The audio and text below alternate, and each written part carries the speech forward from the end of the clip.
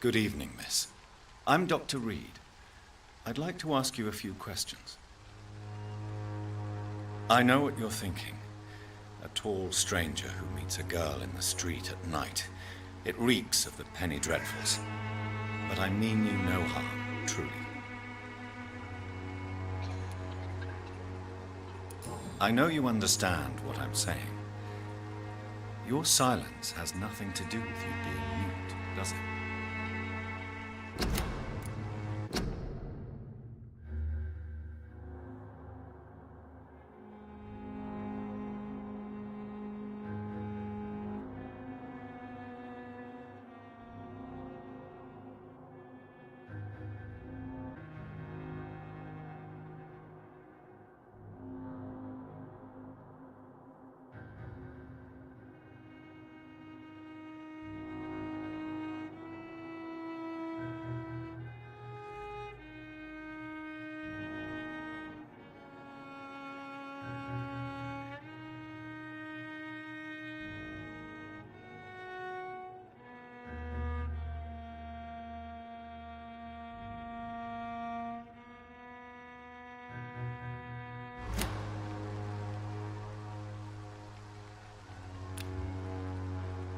You don't seem to need my medical attention for now.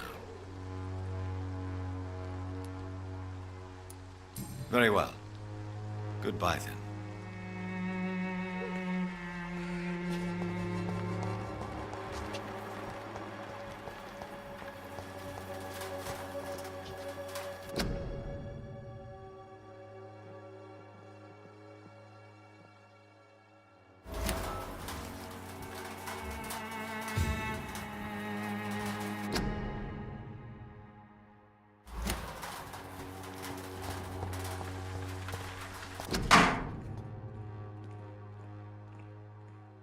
The content of Darius' letter to his children could give me more leverage to enter.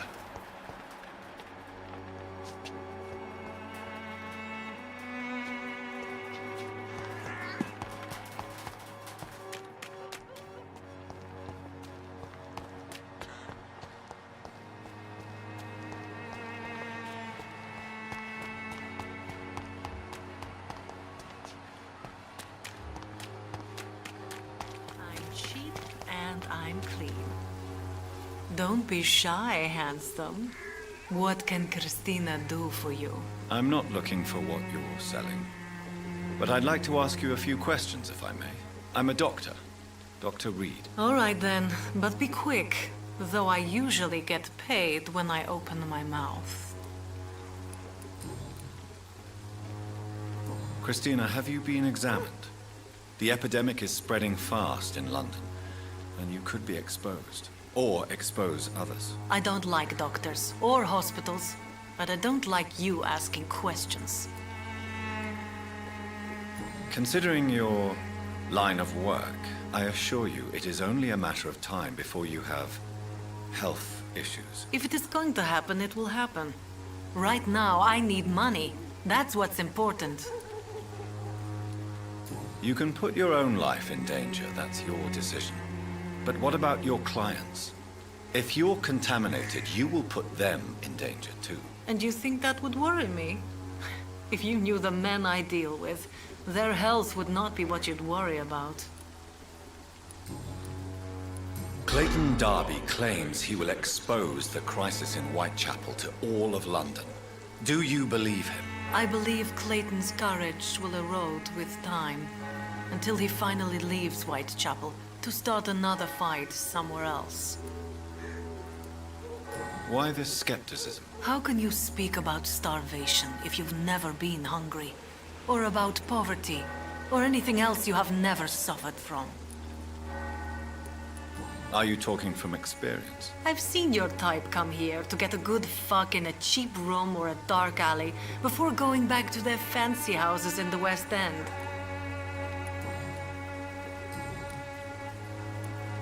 Do you know Nurse Dorothy Crane from the Pembroke Hospital? Anything you can tell me about her would be helpful. I don't know her, but I know her name is Dorothea Crăciunescu. She came from Romania like me and many others. You seem to respect her. Dorothea helps the sick people of Whitechapel. Everyone should respect that. Tell me about yourself. Are you joking with me? People don't usually come to see me for conversation. I have no interest in your work. I am, however, curious as to what led you into this career. Short story. The war, exile, and England. This country is not especially welcoming. I've been refused many jobs because of where I am from. I had few options left. I'm sure you could have found another job, perhaps less lucrative. Maybe you should try again. And when exactly was the last time you looked for a job? Or worried about the rent, or what, or when you were going to eat?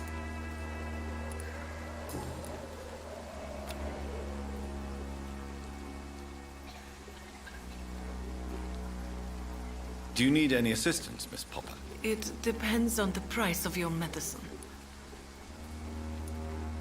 I will see you later. Goodbye, miss. Take care of yourself as best you can.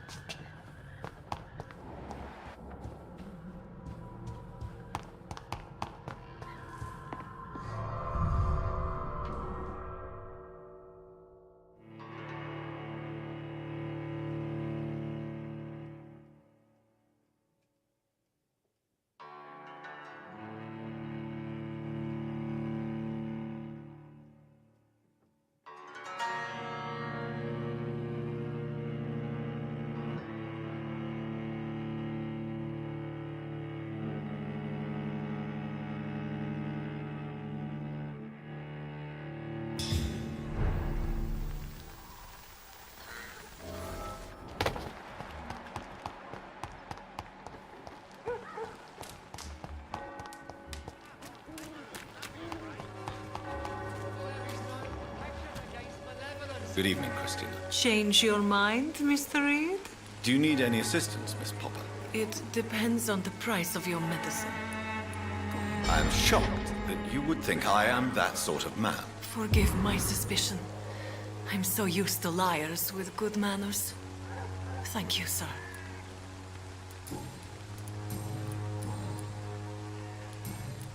Goodbye, miss. Take care of yourself as best you can.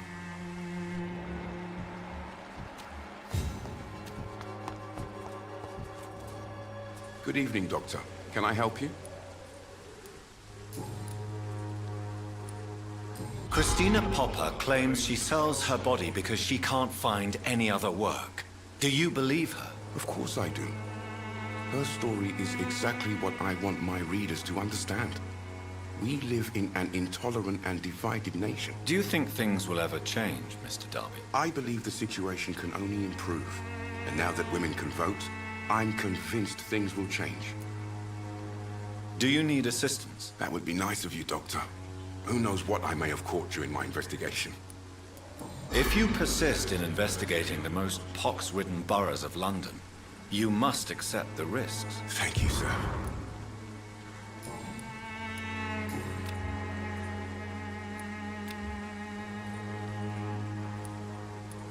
Goodbye, Mr. Darby.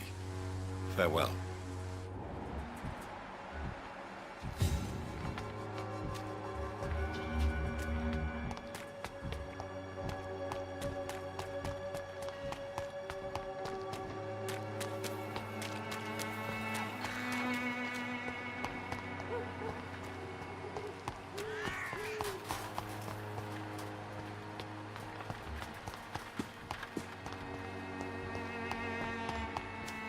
It's locked, all right.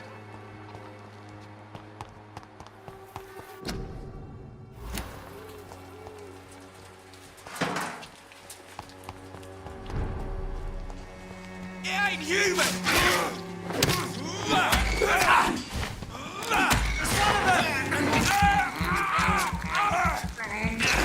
Shit, that leech is off! Stay back!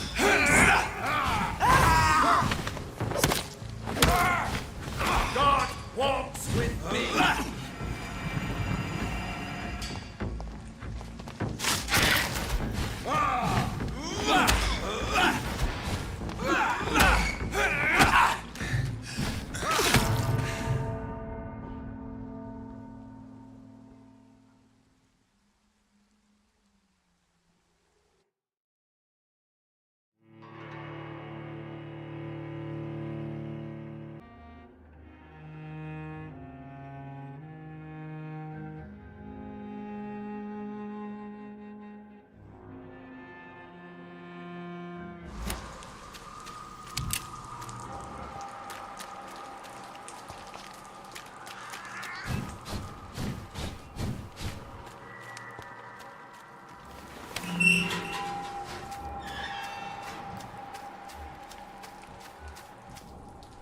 Good evening, sir. I'm Dr. Reed. I would like to ask you a few questions. Please be my guest. Although I may not be the best informant regarding this part of town, my words speak about that which the eyes cannot see. Really? Are you an artist of some kind? I'm a poet, sir. Richard Nethercott, at your service. Do you need medical attention, sir? It may be wise to let you prescribe me something. I don't feel like I should. I will see you later. May I ask what you're doing at this hour of night, sir? Do you live here? Not at all. I'm just enjoying the pleasure of a quiet walk. Though night talks are always preferable, if you ask me. Especially with strangers. But are you not afraid of the epidemic? Oh, why should I? I see some equity in the Spanish flu. No flesh should be saved, say the scriptures. Good or evil, rich or poor, all are equal in the eyes of the flu. If you say so. But as a physician in a time of epidemic, I must caution you to avoid unnecessary exposure, sir. Thank you, Doctor. But we both know the seeker of truth has to go boldly where the weak dare not. Are you aware that your life could be in danger in this part of town? But this is where I must be to feel the real beat of the city. I had to come, see it for myself, alone. I understand your need for solitude, but it's not safe around here. I don't care. I don't have many friends, Doctor, and my family despises me. If some misfortune came upon you, who would be here to help you? Well, you, for a start, my dear Doctor. What are your thoughts on the terrible situation in this city? Terrible, you say? No. Of course, the death of so many innocents is a tragedy. But the scourge has not been all bad for the city. Oh, no, sir. What are you talking about? Do you remember London before the flu? Noisy, cacophonic, quiet nowhere to be found. And now, listen to this oddly peaceful silence. Yes. The enjoyable silence of the grave. You have a unique perspective on the situation, I must admit. Most people fail to understand my perspective. I don't blame them. But how could I call myself a poet if I veiled my feelings?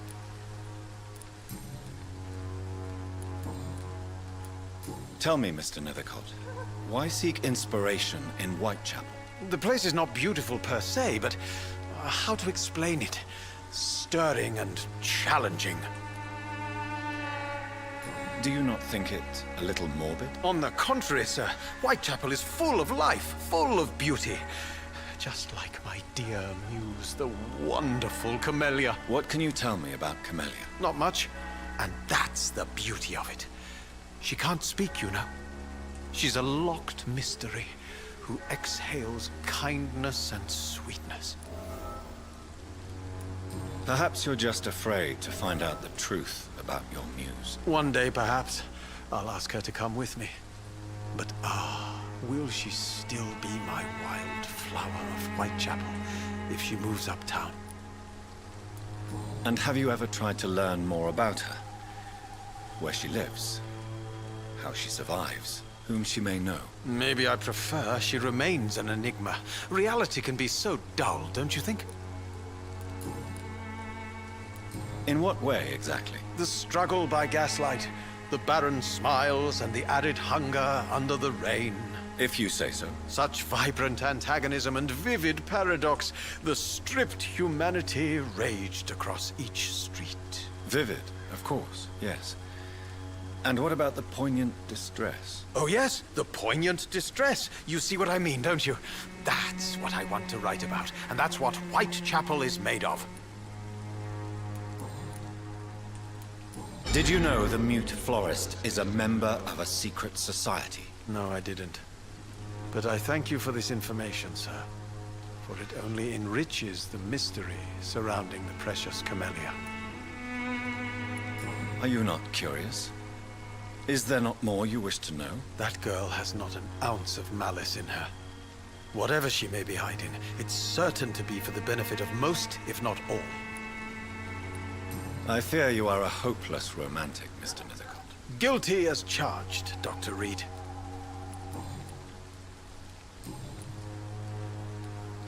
May I ask you a few questions about the district? Extraordinary part of town, is it not? I'll be glad to help you, if I can. I'm looking for Dorothy Crane, a nurse who lives in this vicinity. Dorothy Crane.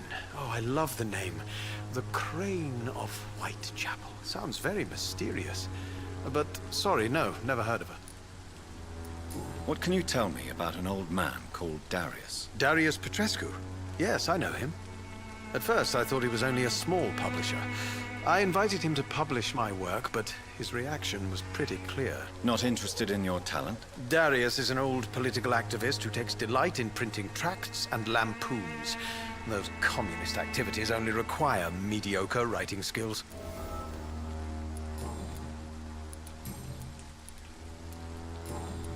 I'll leave you alone, sir. Darius is a bit less of a mystery now.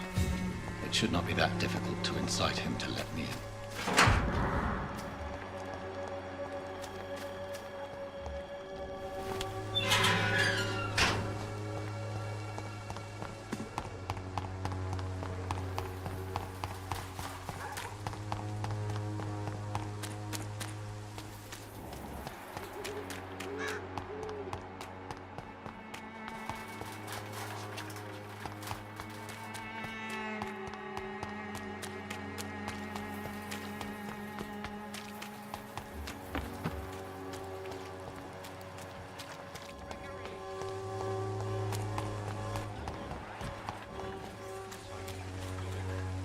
You again?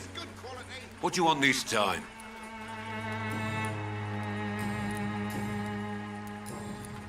Goodbye, Mr. Peterson.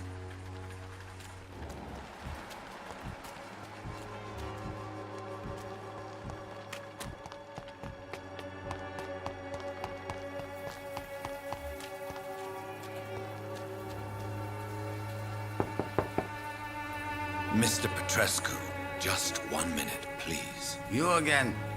Go away. Sir, wait. Stop this nonsense. I know Nurse Crane is here. Shall we speak man to man, you and I? All right. Speak up. Don't you see we're on the same side? We fight to help the poor, sick, and abandoned. I'm nothing like you, Mr. Doctor. Yes, you are. You too believe in providing medical care without charge.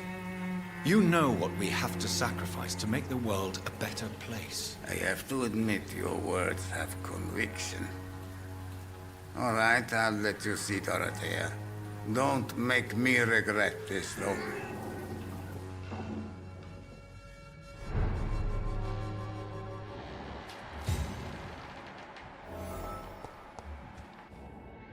If you want to talk to Dorothea, you must go across the courtyard and take the stairs. We've not been formally introduced.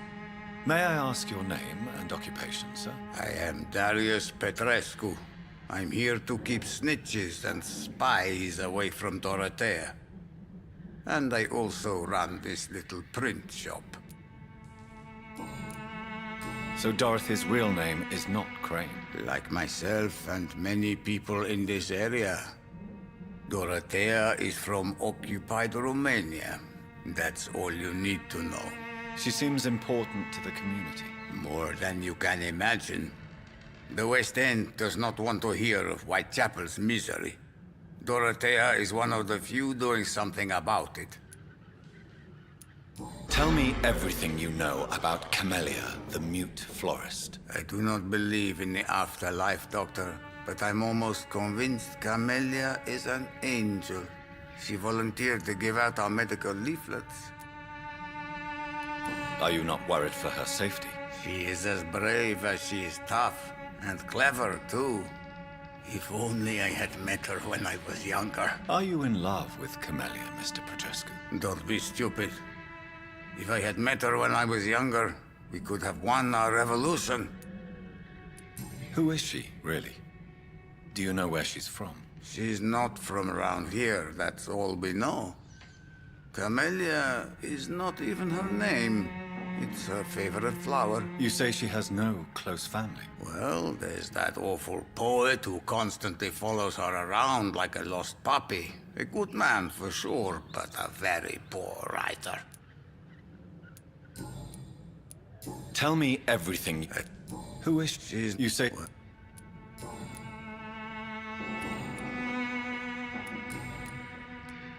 Do you have any family left, Mr. Petrescu? Children or grandchildren? Who knows? I have abandoned my people for so long, they might as well be dead. As dead as I am for them, I suppose. Don't be embarrassed, sir. If you must know, my own father disappeared many years ago, and I forgave him. It's quite awkward to talk about our families like this, but... Thank you, Dr. Reed. I appreciate your trust. This war won't last forever. Did you ever think of returning to your country now it's free? No. I have taught strength and determination to my sons and daughters. I'm an old, dying man who only has memories of better times to cherish. How did you meet Nurse Crane, Darius?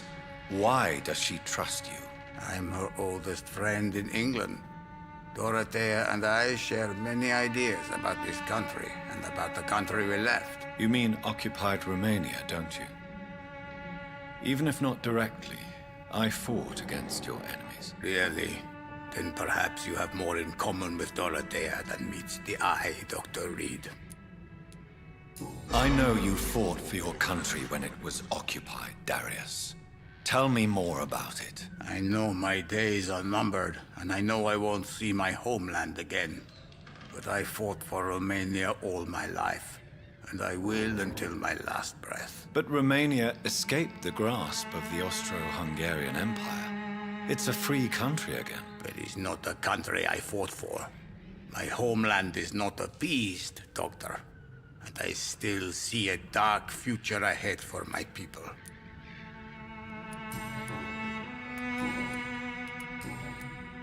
Do you need some help, Mr. Petrescu? I am very tired, but that is all. I don't need you, Doctor. Well, if you feel all right, that's fine. Goodbye, Mr. Petrescu.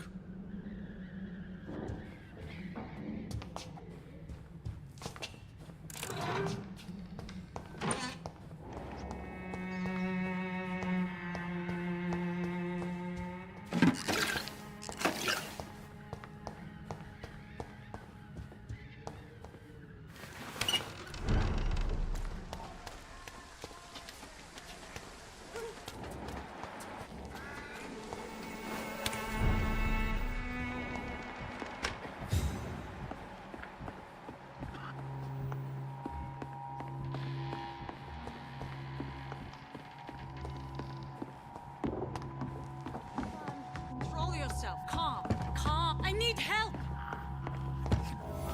What do we have here, nurse? Patient Razvan Vasily. High fever running on 3 days. Complaints of dizziness, muscle aches, and head pain. Diagnosed with influenza. Treatment? Aspirin and salicin for the fever and discomfort. Liquids for dehydration, but he's having trouble keeping even water down. Thank you, nurse. Anything else I should know? He did lose consciousness this morning, but he's never had convulsions like these. He's not convulsing, he's choking. He's not getting any air. Scalpel! Hand me that scalpel! What can I do, Doctor?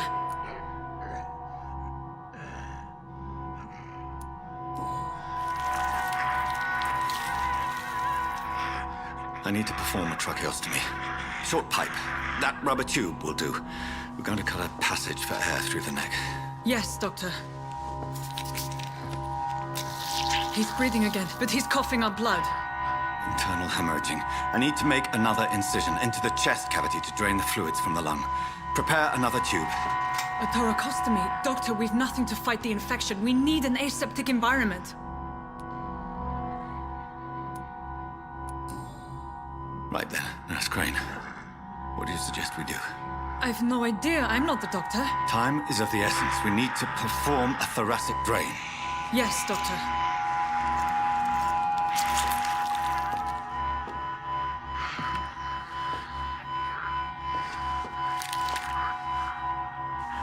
He's still bleeding, Doctor. I'm losing his pulse. The drain must have punctured the intercostal artery. There's too much blood. Are you all right, Doctor? I can't see.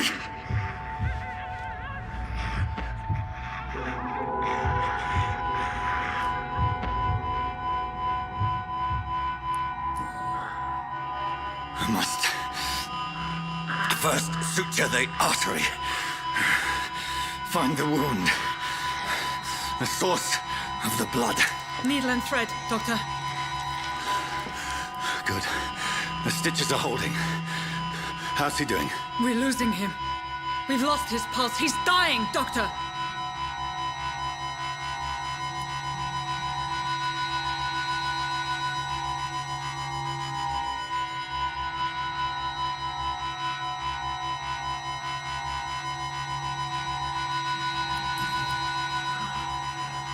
A dose of epinephrine, now. Yes, Doctor.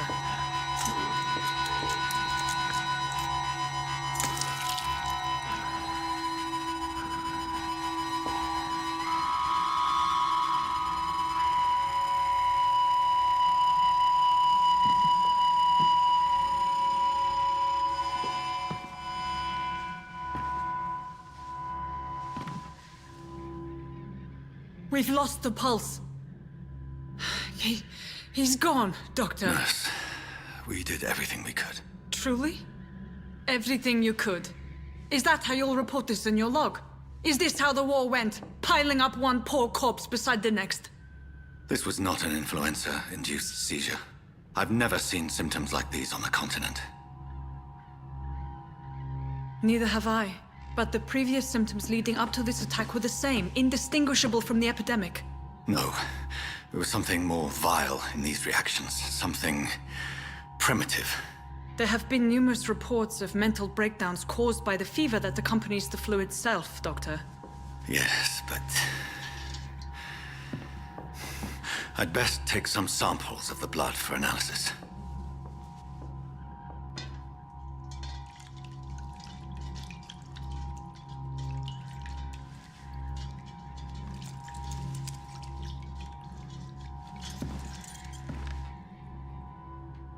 I doubt you're here to test my bedside manners. I suspect it was more than intuition alone that led you to us. So, how might I be of service, Dr. Reed?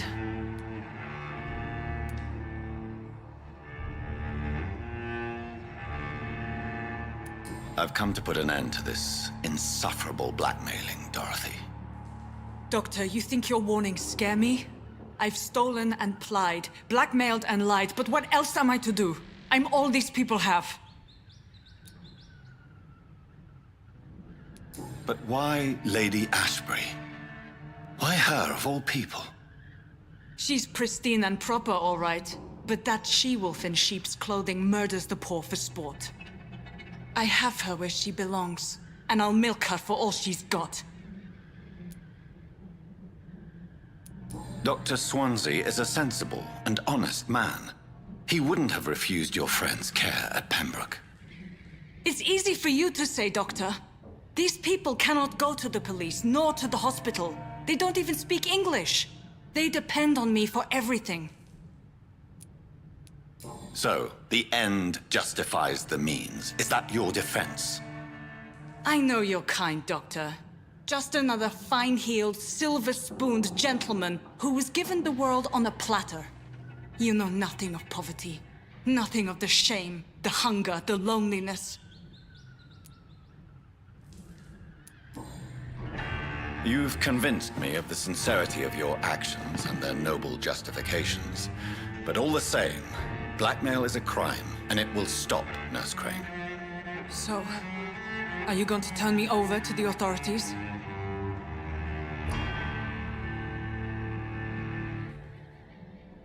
Listen very carefully, Dorothy. You will erase from your memory everything you pretend to know about Lady Ashbury and Pembroke Hospital. Let that rich bitch off the hook over my dead Nurse body. Crane, enough. Listen as if your life depended on every word. I know you've a generous heart who gives freely to those in need, but you shall walk away from the shadier streets of your business. I will never abandon... Dorothy, the discussion has come to a close. Your clandestine activities in the Resistance are over. Let it go. I'll let it go. Yes.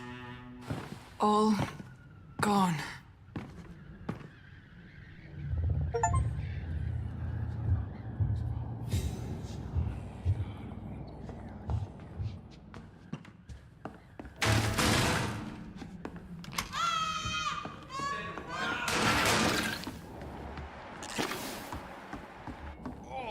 This one stinks already.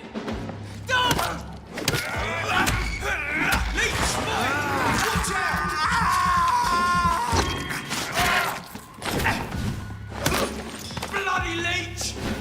Don't like that, do ya?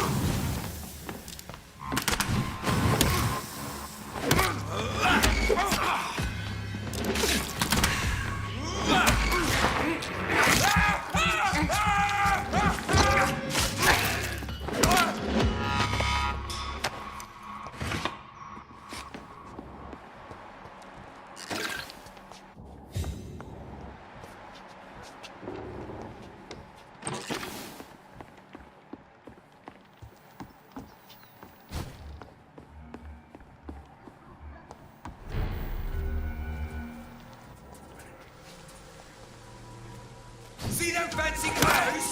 This one's a top!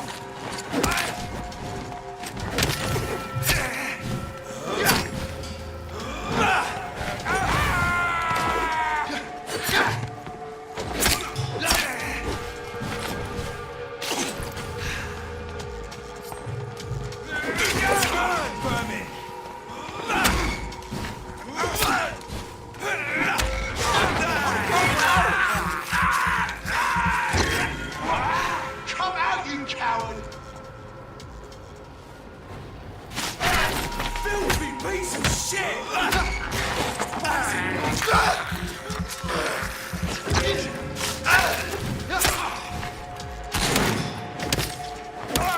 I'll kill it!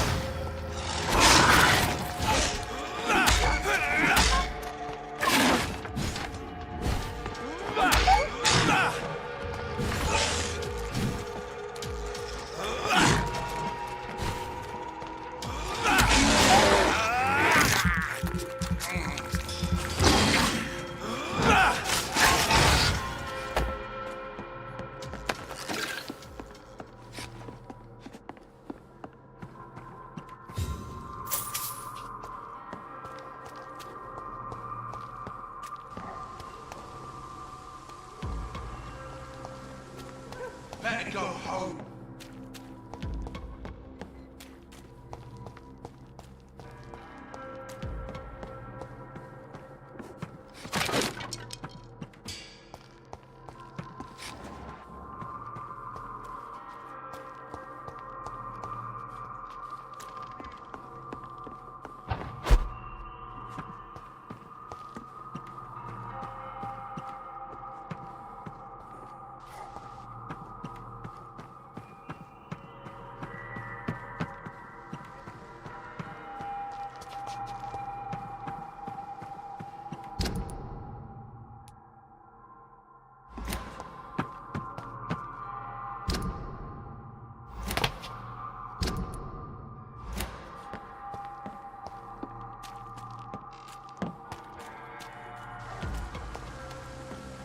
This is no place for you, sir.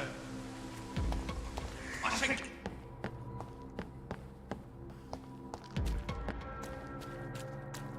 Stay close, keep an eye on each other.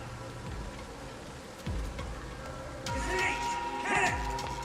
I'll send you to hell.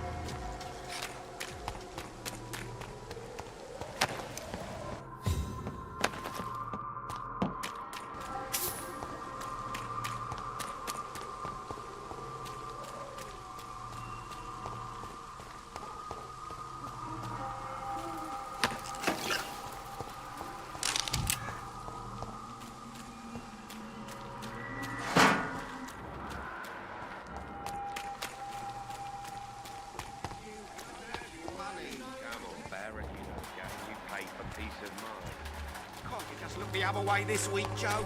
Come on, we can sort it out, right? It's not my call, Barrett. You pay one way or another. Please, Joe.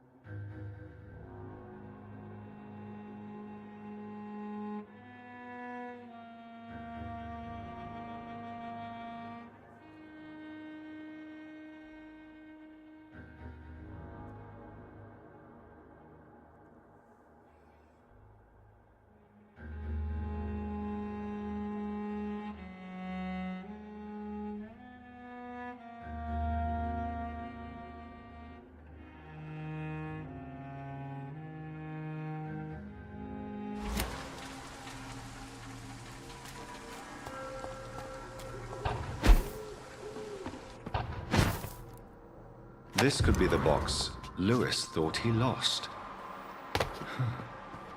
There's a letter inside.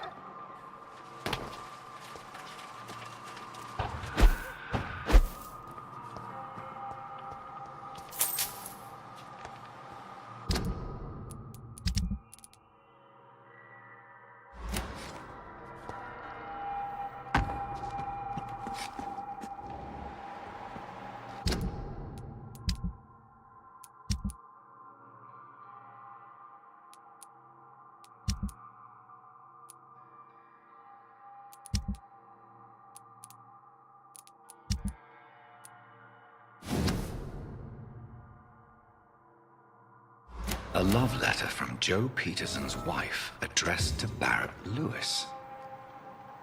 Who should I give it to, I wonder?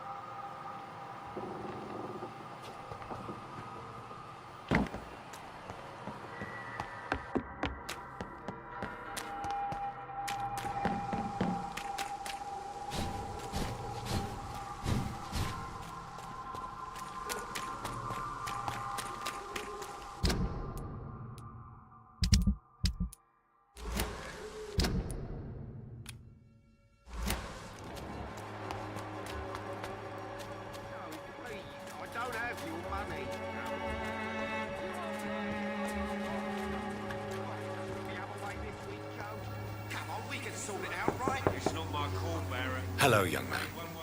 I'm Dr. Reed, and I would like to ask you a few questions. May I enter, please? Sorry, no, sir. My father does not like people entering our house, you see. Your father is worried about you, boy.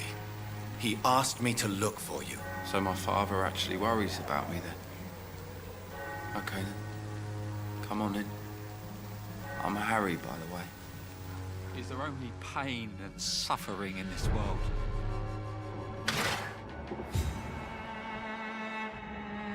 So, may I ask you a few questions? I'm not bothered. What could be worse? Do you need any medical help, young man? Yes, I do. I feel so tired. I don't know if it's the epidemic, but everything seems so hard. You'll feel better with this. But you need to get a grip, young man. Medication alone won't cure melancholia. I'm not sure I'm happy with the idea of living long in a world like this. But I thank you for your concern, sir. How do you feel? I'm fine. I mean, it's not easy every day, but I'm fine. I'm just tired of being sick all the time. If only I could be tough, like... well, you know. Speaking of which, what can you tell me about your father? My father is an idiot who makes idiot things. That's all I have to say. Forgive my bluntness, young man, but you don't seem happy living in Whitechapel. Why should I? I never wanted to come here in the first place. It was my father's decision. And look around you. Does this look like a nice place to live?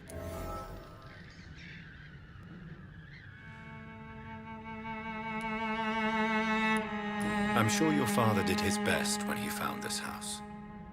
Times are tough for everyone, young man. That's exactly what my father says. Harry, you should be grateful for what you've got. But I wasn't even consulted when we moved here. If life here is so terrible for you, why don't you just leave this place? Have you ever spoken to your father about it? I don't go outside. It terrifies me so. I went outside once without my father noticing and I saw terrible things. Bloody and frightening things. So that's why you stay at home all day? For fear of the epidemic? I'm not afraid of disease or death, Dr. Reed. It's the living I'm afraid of.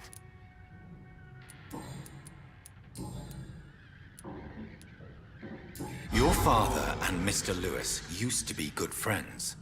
What happened, Harry? I was young then. I don't remember Mr. Lewis ever coming back again after my mother died. Or was it after my father started bullying him? I don't know. Have you tried speaking to Mr. Lewis about it? I don't go out often, but yes. And he scolded me and told me to leave him alone. I guess my father frightens him too much. But you are not responsible for your father's actions. Am I not?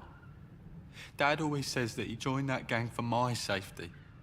So if I wasn't born, people wouldn't be worrying about Colossus Joe.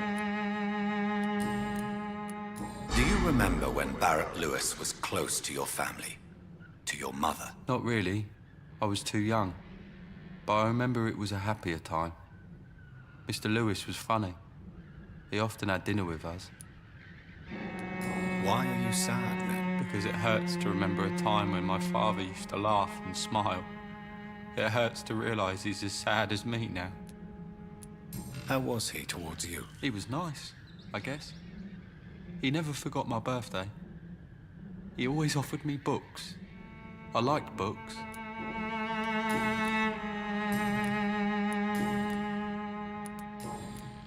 Goodbye, young man.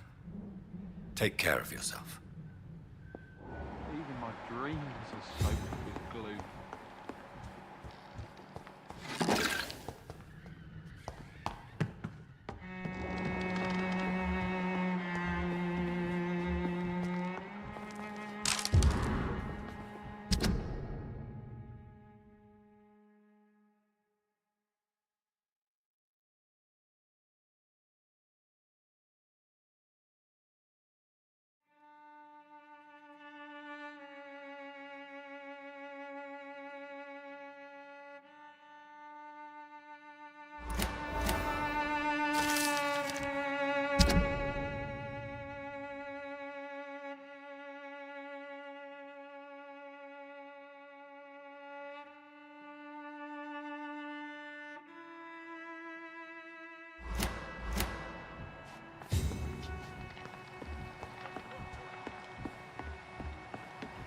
It's locked, all right.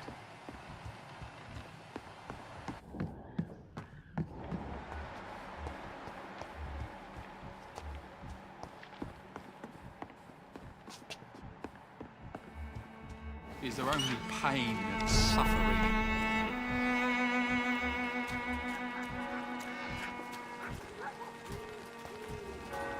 Fancy buying something, sir? You never lose your focus, do you?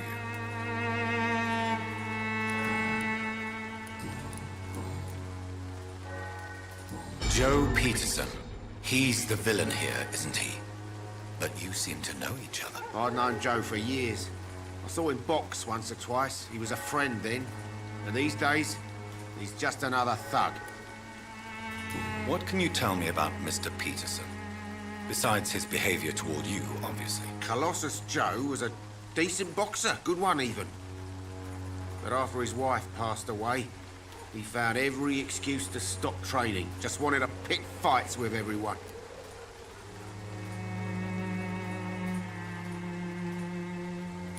Without making excuses for him, it's safe to say that despair can poison even the sanest mind.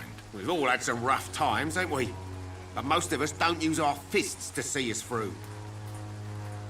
And no one has ever stood up to this thug. Nobody would be fool enough to stand against a wet boot boy.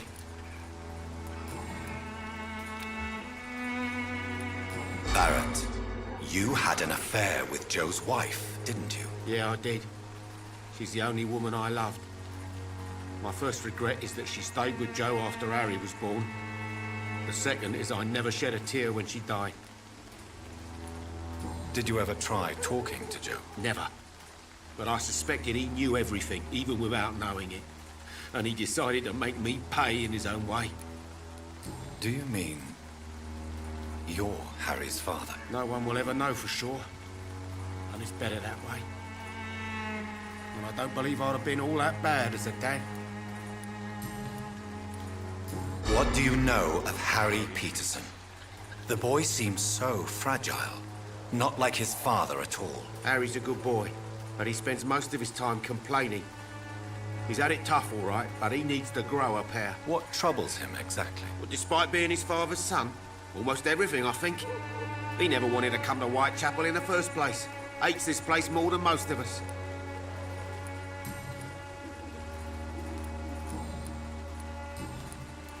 I found this box in an abandoned building nearby. I believe it belongs to you. Let's have a look. Yeah, this is mine. So, you faced those loons that roam around now. Extraordinary. I suppose I was lucky. Luck is a commodity round here. Yours should be properly rewarded. About this package, it's not just tools and trinkets, is it? I don't want to be rude or anything after your kind gesture, but it's none of your business. Right then. Show me what you have.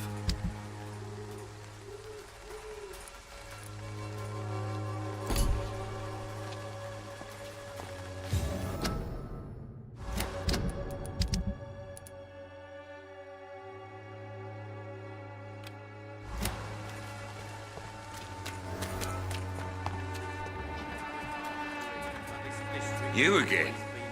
What do you want this time?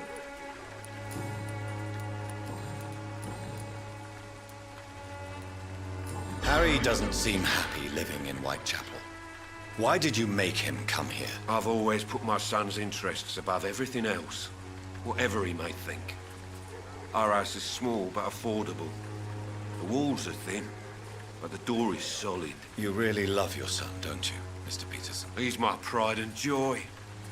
Even if he hates me for the choices I make and pushes me buttons more than he should. Do you have any regrets? Only one. Not to have my beloved wife by my side. She died when Harry was little. My sweet Jane. She gave the boy confidence. Since the criminal nature of your job means you could be arrested, are you not afraid of what would happen to your boy if you were? No one will ever take my son away from me. If that ever occurred, I'd hunt the bastard down and rip off his head with my bare hands. Why do you keep on working for the gang, Joe? You know it doesn't suit you. It's true, I hate this job. And I know I made some bad choices, but I'm a wet boot boy now, and people won't forget it. You could leave tomorrow. Start another life in another town. That's easy for you to say, Doctor. We are poor. My son's weak, and there's no way he'll endure another disappointment.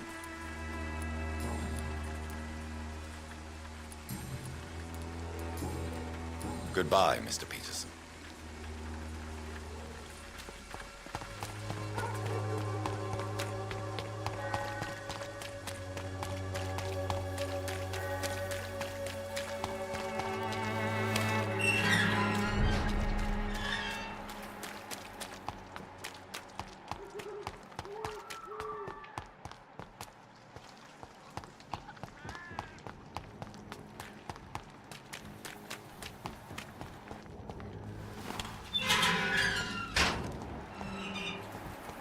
Human blood. Whoever left these marks did so deliberately. Kill it, boy! Get back in the grave! Cross the leads, boys! I'll send you back in the fucking grave! Let's see you like fire!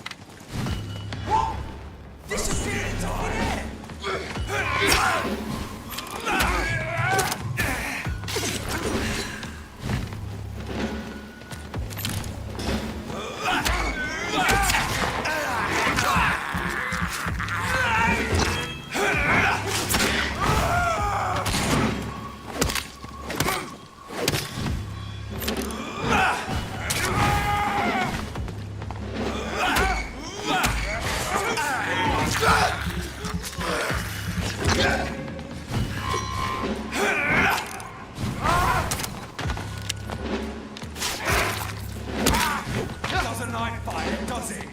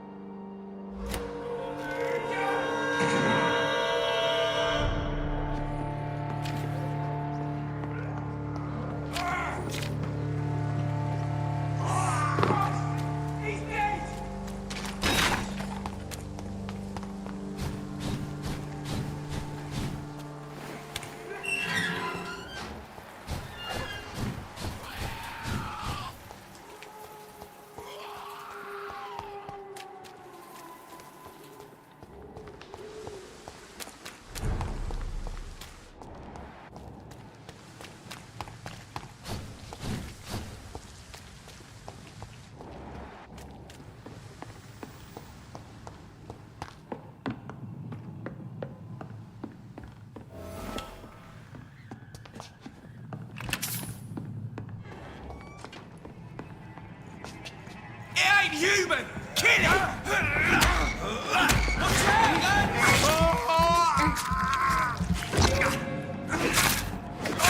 Oh, Christ! Bloody leech!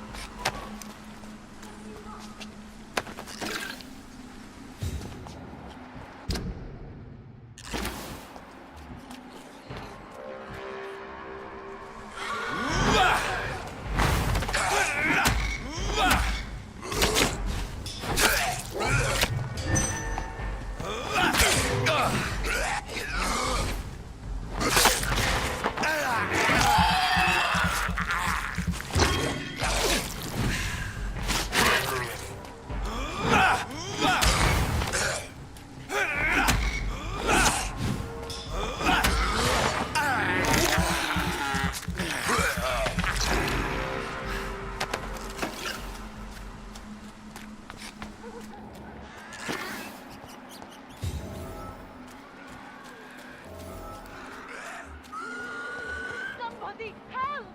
Who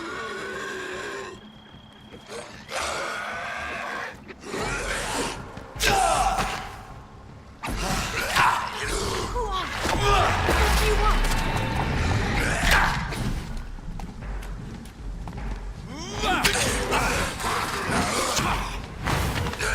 Somebody help!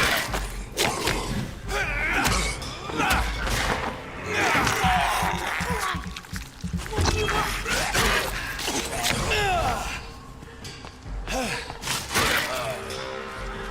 Somebody help!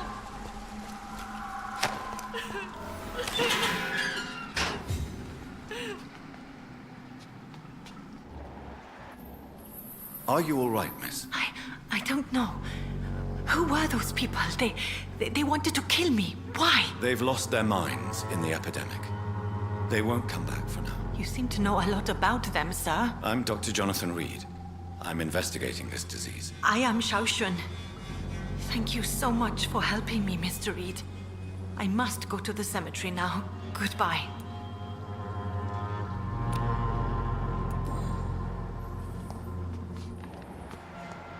Carnage. Is Father Whitaker's disciple among the bodies, I wonder? This man's far too old to be Samuel. No. By the look of his clothes, this man's a docker. Samuel isn't here. I had better follow the blood trail.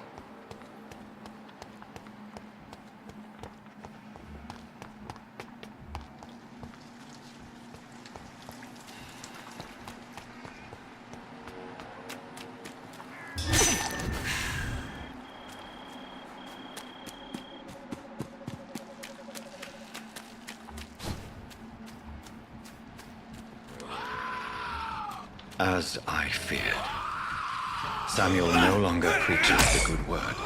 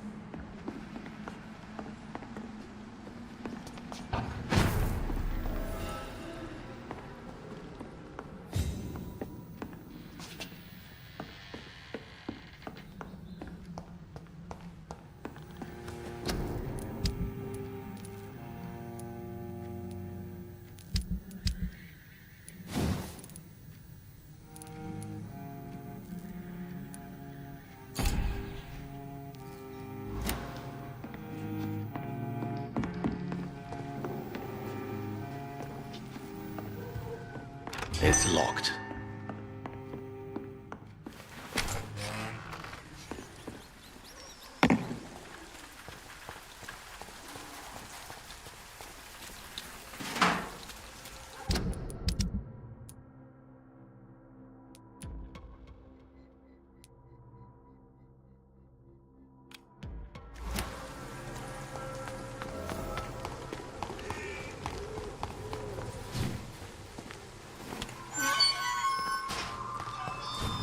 Over there! There's one of them vermin!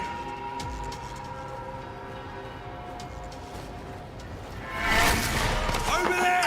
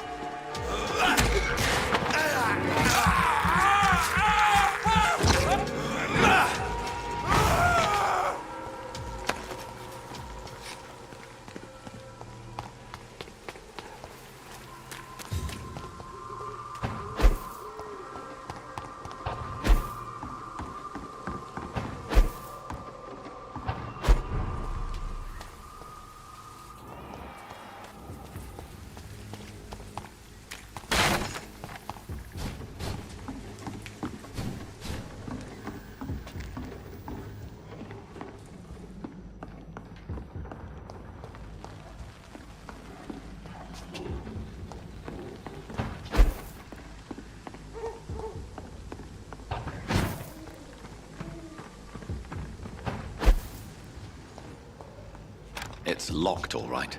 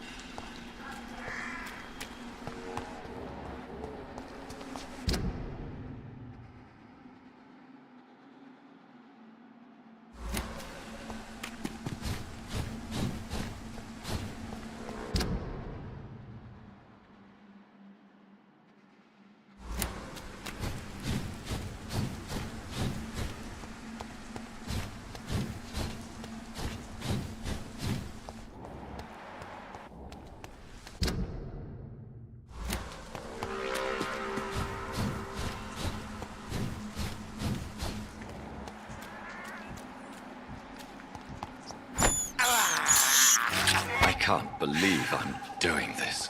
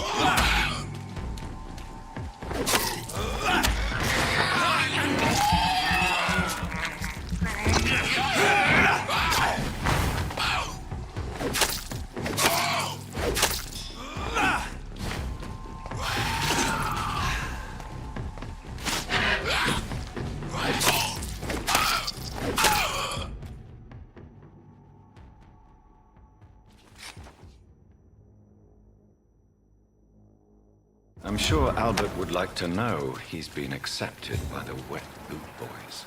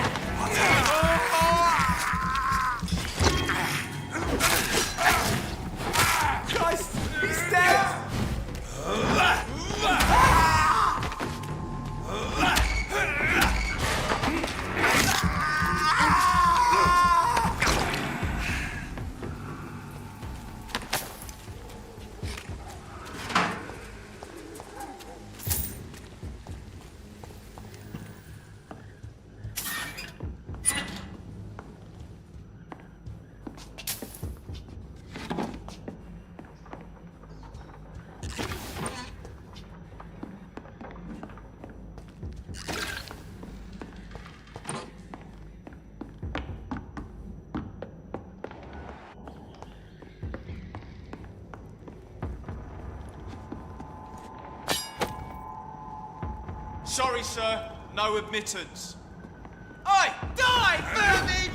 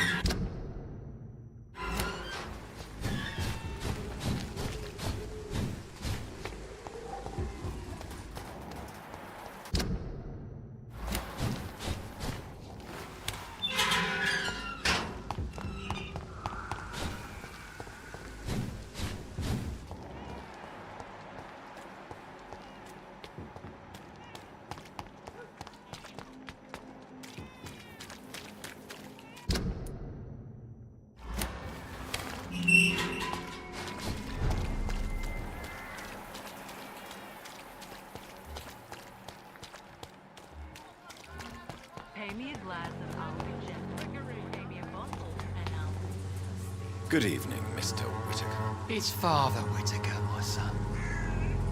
So, are you still lost in your rational delusions? Tobias Whitaker, confess why you burnt those people alive. I have done what no one was ready to do. I will smite the flesh of the unclean to protect the righteous. You are just another heartless murderer, exploiting the epidemic to kill with impunity. No! No. The only way to contain the spread is to strike at the source itself. The proliferating sick. You're not the savior of London. You're just a glorified sadist. I take no pleasure in this awful cleansing, Dr. Reed. I am only driven by the thousands of innocents I save each night. Why did you send Samuel to the cemetery, Tobias? What did you see there? I sent him on a vision. A dream of a dreadful and laughing queen covered with blood, sleeping with the dead and feeding on the fear of the dying. A laughing queen dressed in blood. Tell me more. This epidemic is her feast, the announcement of her return. Against her, science is no more than a child's toy. But who is she? She is the mother of harlots and abomination of the earth. She is Babylon, drunk on the blood of the saints.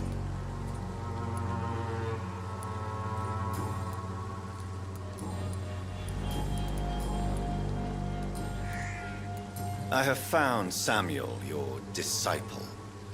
I am afraid I have bad news. I already expected the worst. He should already have come back. He is dead, isn't he? Yes, he is now. The epidemic took him. Samuel steadily made donations to our cause. He would have rewarded you himself if you'd found me in that awful cemetery. Please accept this money. I have heard enough for tonight. Goodbye.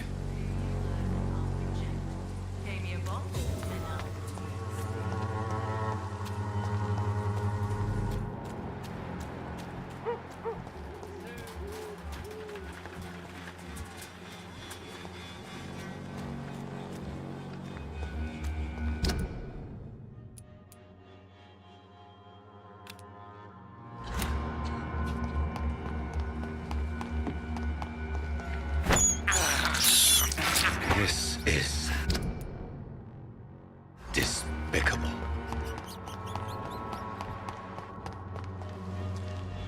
Good evening, Mr. Petrescu. What are you doing here? I could ask you the exact same question, Mr. Doctor. Now leave me alone.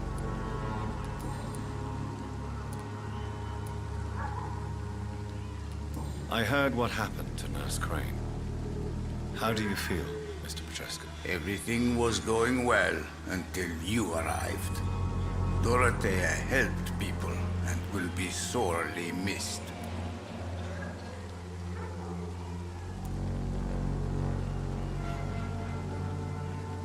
Maybe you should consider the bigger picture. We may not have the same approach, but my priority is the safety of London's citizens. So you put an end to the operation. Did you put an end to Dorothea as well? You seem to have a lot on your chest, sir. What's wrong? I heard you are a famous surgeon. Tell me, what did you do to Dorothea? She was so bright, so clever. Then you made her an empty shell. I didn't use drugs or medical trickery, Mr. Petrescu. All I did was talk to Nurse Crane. I promise you. But what happened to her then? After you left, she did not even recognize me. Then she got careless and sick, and I had to flee. How do you feel, Mr. Petrescu? Do you need my help? I would not even accept fresh water from you, Doctor. I don't need your help. Yes, you do. Please, take this. You'll feel better. I said I don't want anything. But I'll keep this for those who really need it. What do you plan to do now that Nurse Crane is gone? I'm not sure. Strange men came to see me after Dorothea's death, with strange weapons and very odd stories. What kind of stories? Stories all Romanian children know. It was as if I was home again. Vampires, Mr. Doctor. Vampires. You believe them? Aren't you too old to hold a weapon or listen to scary stories? Yes, I am old and alone and will die soon, but if these stories are true, maybe I have found myself another cause.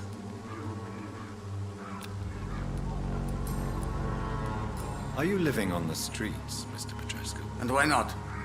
Those who believe they'll be safe behind walls are blind.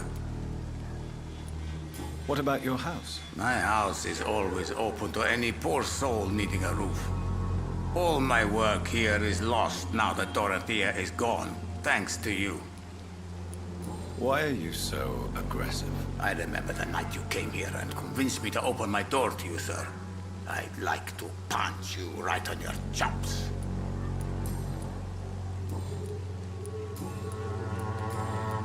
Goodbye, Mr. Petrescu.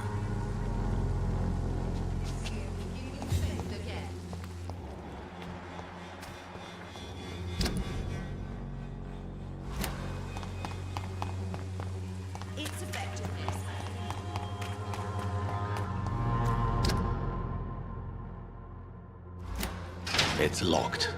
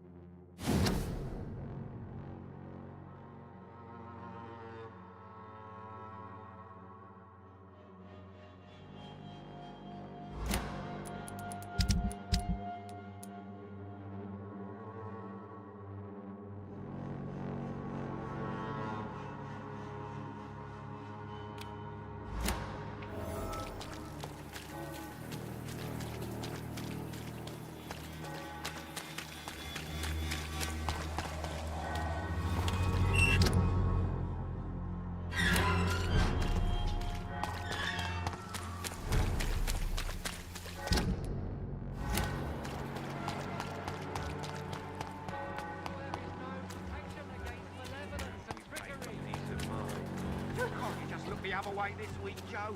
Come on, we can sort it out, right? Not my call, Barrett. You pay one way or another. You again? What do you want? Goodbye.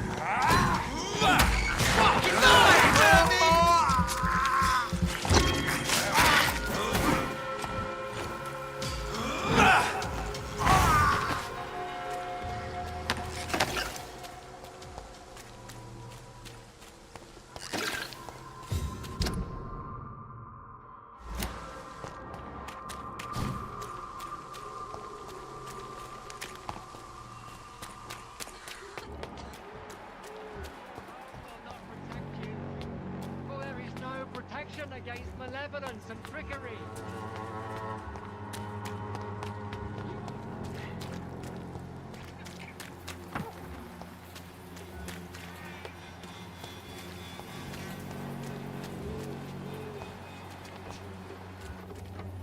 Good evening, Doctor. Can I help you?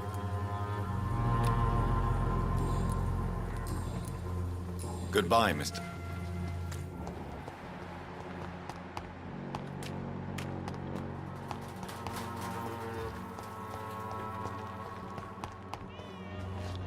Hello again, Mr. Camellia, I know you work for Dorothy Crane. Please tell me about her secret dispensary. A stubborn and mute comrade. Nurse Crane and Darius Petrescu have been clever. Tell me about Richard Nithercott. I understand he is quite fond of you, Camellia.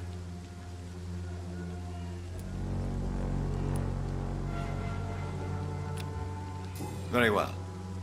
Goodbye, then.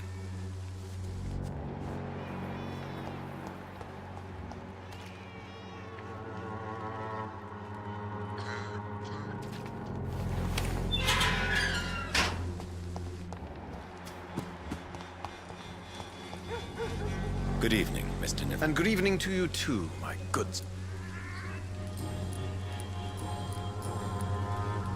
Do you need medical attention, sir? It may be wise to let you prescribe me something. I don't feel like I should. I understand your appetite for words and macabre beauty, sir. But you should be more careful. The nutrition of my mind is more important than my physical health. But I appreciate your concern, sir. I'll leave you alone, sir.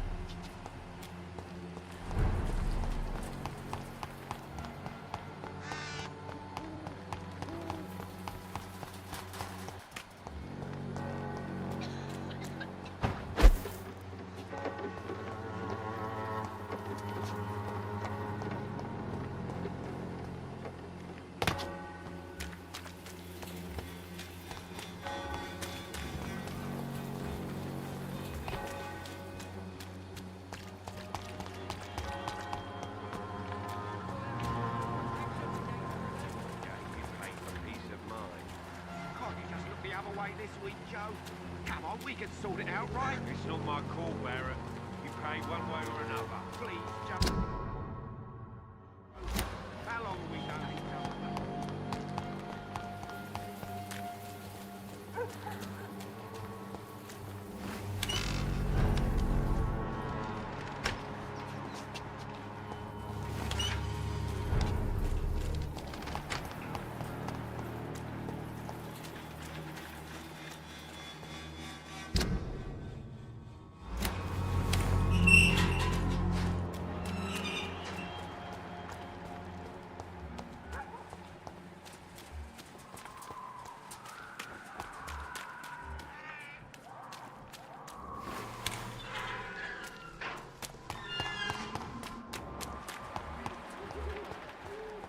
As long as you have the money.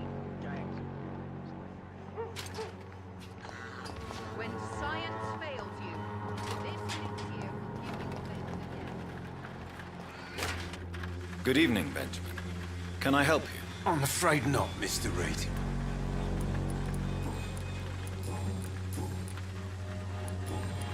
I have found a very interesting letter.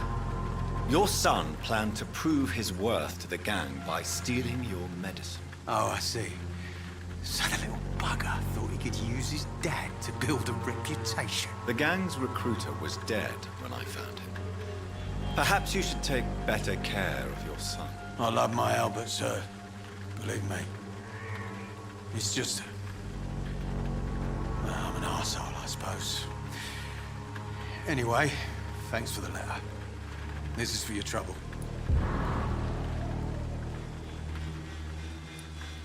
A gun, alcohol, and a bat.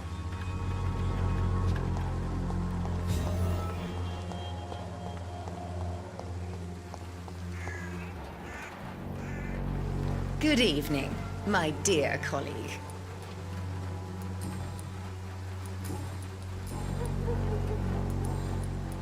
I'd like to see what kind of medicine you're selling.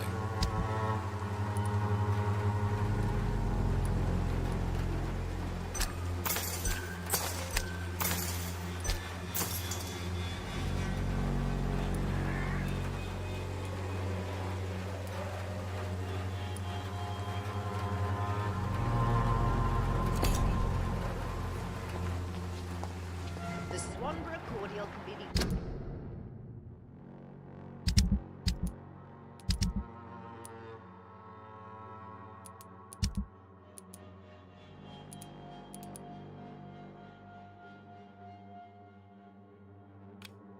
answer to all your problems, as long as you have the money.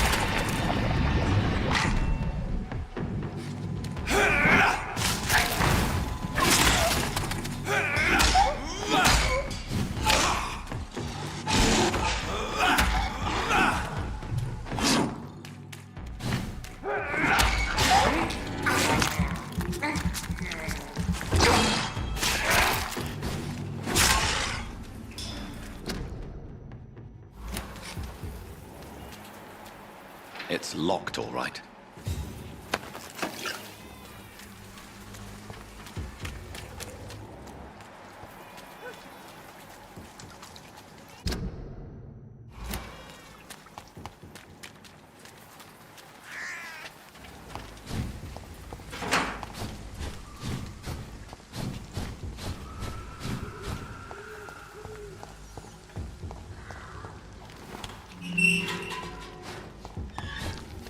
Human blood. Whoever left these marks did so deliberately.